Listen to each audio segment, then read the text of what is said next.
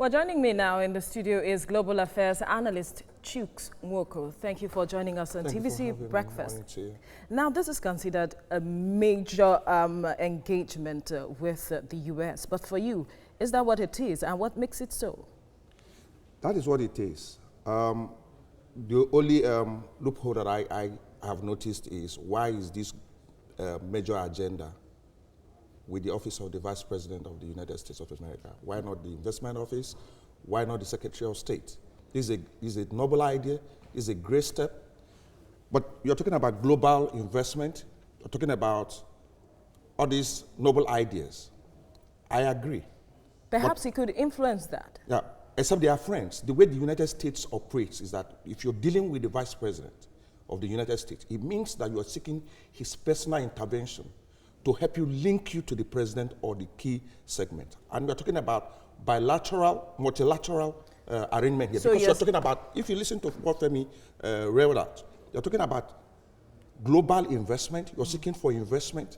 Now, the way it's done and the way I think it should be done is that you need to be friends with key actors in the American government. Are you friends? Is this government friends with the Democratic Party? But when you consider our bilateral relationship, isn't that enough? Bilateral relationship is okay, but it's not been effective. So what you can look at, and the way United States, I believe, should be able to help us is, this journey, if it is because this government is friends with the Republican Party, it will be okay, and it will be more effective.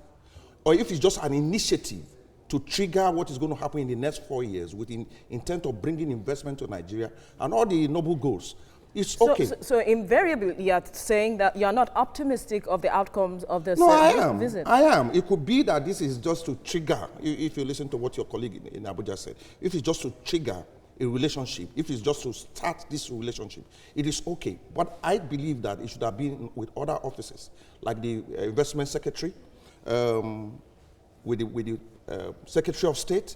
Now, if as a lawyer and as a Nigerian Vice President, he's starting this initiative with the intent of cutting the office of the Vice President, but I don't know the relevance of the office of the American Vice President. I have never heard or seen or appreciated the relevance of that office. Right. What usually we have, I expect that he's trying to do is cut his office, use his influence as a lawyer. Both of them are lawyers, and he's an amiable gentleman, a Christian. He probably will. This relationship will help in subsequent. What I would suggest will happen is that there should be a consistent cutting of that office to enable this agenda to come to fruition. All right. Otherwise, it will just be a jamboree. All right. Chuks Nwoko, Global Affairs Analyst, thank you for your time on TVC Breakfast. Thank you for having me. Joining me in the studio is Global Affairs Analyst Chuks Nwoko. Thank you for joining us on TVC Breakfast. Let's start with the Vice President's statement, which he made recently on this trip, saying that the kidnappings are not entirely new in Nigeria. The most of the statements, or whatever we read or the people read on social media, are politically motivated. He's correct. Kidnapping started in Nigeria way back at the end of the slave trade era, when the British and all the European nations who agreed to end the business positioned their ships on the waters. In Southwest, children were being kidnapped to go and work in the farms. So it's an ancient, moral decadence. And in this studio, I told you that partly what we suffer in this country is caused by unelectable politicians, politicians who have lost elections, politicians who have no political value. But these things, the reality is they are happening because there has been concerns. Absolutely, even the president during his speech, it's a global setback.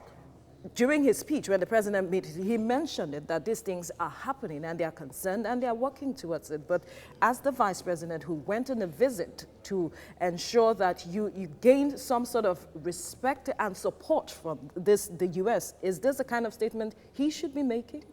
I think that what I disagree with him is that these things, if I were in his shoes, I won't say in the public place that some of these things are fake. Do you understand what I'm saying? But these things, none of these things is new on earth. If you go and check the Nigerian history, kidnappings took place many, many, many years ago after the end of the slave trade, when you didn't have these guys going around selling people. They were kidnapping school children. In fact, children stopped going to school parents stop sending their children outside. Because if you send them outside, they were kidnapped and taken to go and work in cocoa farms. Now, security is But going to, to New York to go and say that some of these kidnappings are not real, I thought that was an error on his part.